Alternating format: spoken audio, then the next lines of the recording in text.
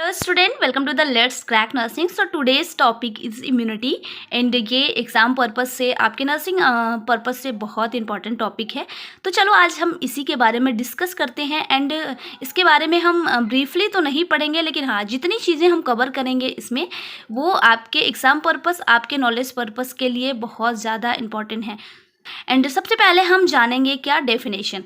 तो क्योंकि exact definition जान लेना बहुत इंपॉर्टेंट है, तो firstly we know that about what is the definition of immunity. The ability of an organism to fight against disease. ठीक है, किसी भी ऑर्गेनिज्म से लड़ने की जो ताकत होती है उसे क्या कहते हैं? इम्यूनिटी. अब ऑर्गेनिज्म जो है वो पैथोजन हो सकते हैं, बैक्टीरिया हो सकते हैं, वायरस हो सकते हैं या फंगल हो सकते हैं. ठीक है, जितने भी टाइप्स के माइक्रो ऑर्गेनिज्म हैं उनसे लड़ने की जो क्षमता होती है हमारे बॉडी के अंदर, ठीक है, हमारे बॉडी के इंटरनल, उसे क्या कहते हैं? हम इम्यूनिटी कहते हैं.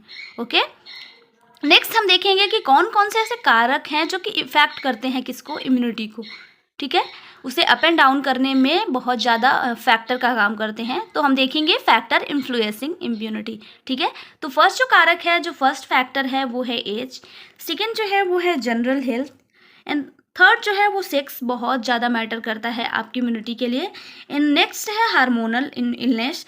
एंड नेक्स्ट है न्यूट्रिशनल फैक्टर. ये आपका जो है न्यूट्रिशनल फैक्टर वो मोस्ट है, क्योंकि अगर हमारी न्यूट्रिशनल फैक्टर्स जो है, हमारी न्यूट्रिशनल लेवल जो है वो सही नहीं रहेगी तो उससे क्या होगा कि हमारा इम्यूनिटी अप एंड डाउन होता रहेगा. इम्यूनिटी कभी राइज भी हो जाएगी, इम्यूनिटी कभी लो हो जाएगी. वो डिपेंड होगा हमारे न्यूट्रिशनल लेवल पे कि हमारा न्यूट्रिशनल सपोर्ट कैसा है. ओके, नेक्स्ट हम देखेंगे जेनेटिक डिसऑर्डर. ठीक है, जेनेटिक डिसऑर्डर के कारण भी बहुत ज़्यादा इम्यूनिटी जो है वो इफेक्ट होती है. Next one is life threatening condition. Life threatening condition में आप रख सकते हो जैसे कैंसर हो गया या फिर लिवर सिरोसिस की कंडीशन हो गई.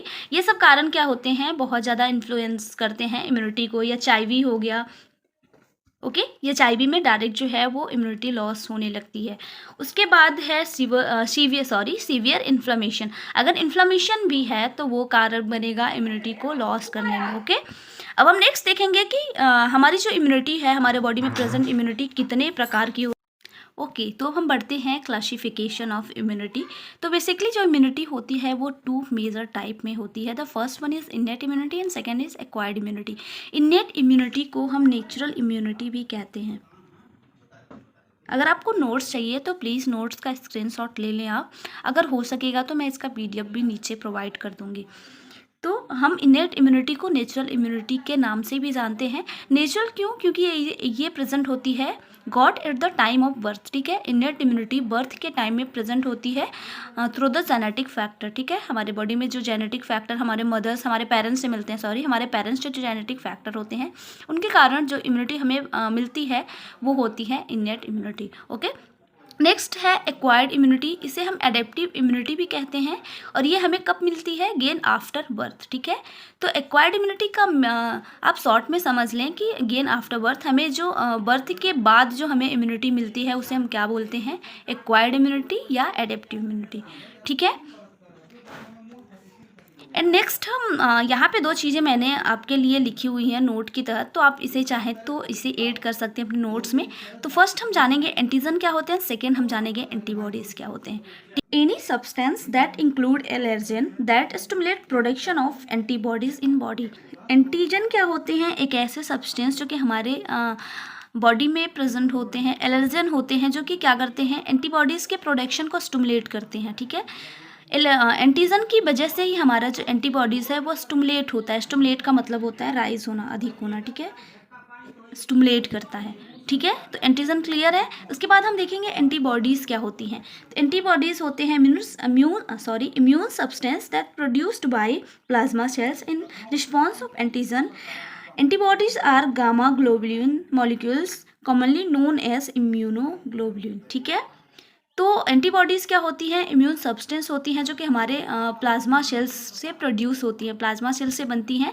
एंड किसके रिस्पॉन्स में बनती हैं? तो एंटीजन के रिस्पॉन्स में बनती हैं. ठीक है, एंड एंटीबॉडीज़ जो होती हैं वो गामा ग्लोबुलिन होती हैं, मॉलिक्यूल्स होते हैं, या फिर इन्हें सेल्स भी कह सकते हैं आप.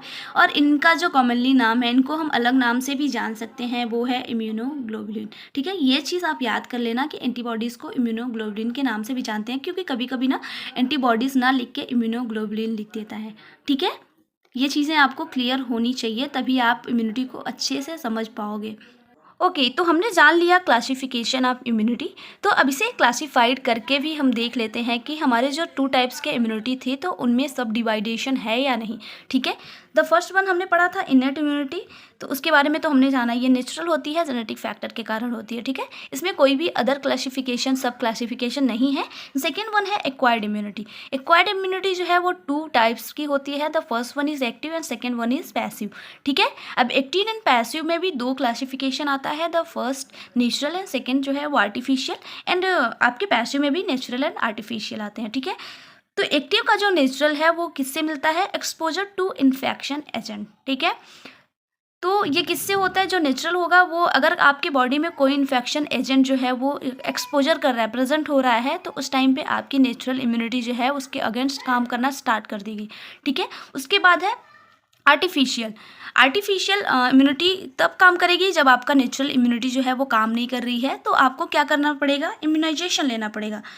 थ्रू द इम्यूनाइजेशन जो आपको इम्यूनिटी मिलती है वो होती है एक्टिव का आर्टिफिशियल। ओके, अब हम देखेंगे पैसिव का नेचुरल। तो पैसिव का नेचुरल जो फर्स्ट होता है वो मैटरनल एंटीबॉडीज होती है। ठीक है, मैटरनल एंटीबॉडीज होती है तो वो किसके थ्रू मिलती है? प्लेसेंटल के थ्रू मिलती है। जब जो बेबी जो होता है वो वूम में होता है तो उस टाइम पे जो एंटीबॉडीज उसे मिलती है किसके थ्रू? मदर के थ्रू मिलती है, वो आती है पैसिव के नेचुरल में। ठीक है, एंड आर्टिफिशियल में एंटीबॉडीज फ्रॉम अदर सोर्सेस। अब हम जानेंगे कि हमने पढ़ा था इम्यूनोग्लोबुलिन के बारे में। ठीक है, तो वो हमको सबसे पहले देखना है कि कितने टाइप्स के होते हैं। फर्स्टली हमने डेफिनेशन इसका देख लिया था, अब हम देखेंगे कि कितने टाइप्स के होते हैं। तो जो इम्यूनोग्लोबुलिन होता है हमारे बॉडी में वो 5 प्रकार के होते हैं। ठीक है, ये 5 प्रकार के होते हैं। तो जो पहला है वो है AGA। AGA जो होता है वो ह्यूमन ब्लड में पाया जाता है, म्यूकस में पाया जाता है, सलाइवा में पाया जाता है, ब्रेस्ट मिल्क हो गया, स्वेट में हो गया, वेजाइनल सिक्रीशन हो गया, या फिर viral and respiratory pathogen. Pathogen का मतलब होता है कॉजिंग एजेंट, जो कि इन्फेक्शन कॉज करते हैं। ठीक है, एंड नेक्स्ट हम बात करेंगे IgG के बारे में। तो ये IgG जो इम्यूनोग्लोबुलिन होता है, एंटीबॉडीज़ होता है, वो हमारे बॉडी में सबसे अधिक पाया जाता है। अगर हम बात करें एंटीबॉडीज़ की तो 75% पाया जाता है ये हमारे बॉडी में, जो कि बहुत मेजर है। ओके, तो that only antibody that process placental barrier and give immunity to the baby during intrauterine life। ठीक है, तो IgG जो होता है वो एंटीबॉडीज़ प्लेसेंटल बैरियर के रूप में भी काम करता है। ये प्लेसेंटल जो बैरियर होता है उसे क्रॉस करके एंड मदर के इंट्रायूटराइन या फिर वूम में बेबी को क्या करता है? इम्यूनिटी प्रोवाइड करता है। थर्ड है IgM। IgM क्या है? That only antibodies that to be detected after exposure of antigen.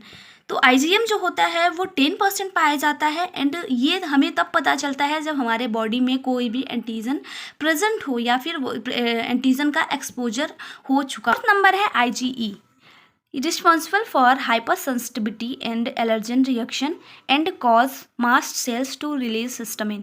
It is also protect from parasites। ठीक है, तो IgE जो होता है वो रिस्पॉन्सिबल होता है किसके लिए? एलर्जिक रिएक्शन के लिए, हाइपर सेंसिटिविटी के लिए, और ये क्या करता है?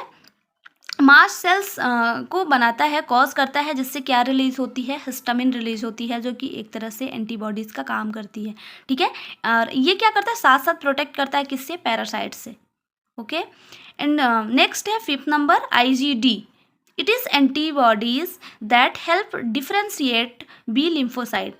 तो जो IgD होता है वो हमारे लिम्फोसाइट्स, ठीक है, हमारे लिम्फोसाइट्स को, जहाँ पे B lymphocyte, T lymphocyte, 2 types के होते हैं ना, तो हमारे बी लिम्फोसाइट को डिफ्रेंशिएट करने का काम करता है किससे? लिम्फोसाइट से। ठीक है, ये डिफ्रेंशिएट करता है कि कौन सा लिम्फोसाइट टी है एंड कौन सा लिम्फोसाइट बी है। ओके, तो होप कि आज का टॉपिक आपको क्लियरली समझ आया होगा, एंड कोई भी डाउट होगा इसके रिगार्डिंग तो आप कमेंट सेक्शन में कमेंट पिन जरूर करिएगा, एंड अगर हो सकेगा तो मैं नोट्स प्रोवाइड कर दूंगी, एंड ध्यान से पढ़ाई करते रहिएगा। मिलते हैं नेक्स्ट ऐसे ही इंटरेस्टिंग टॉपिक के साथ।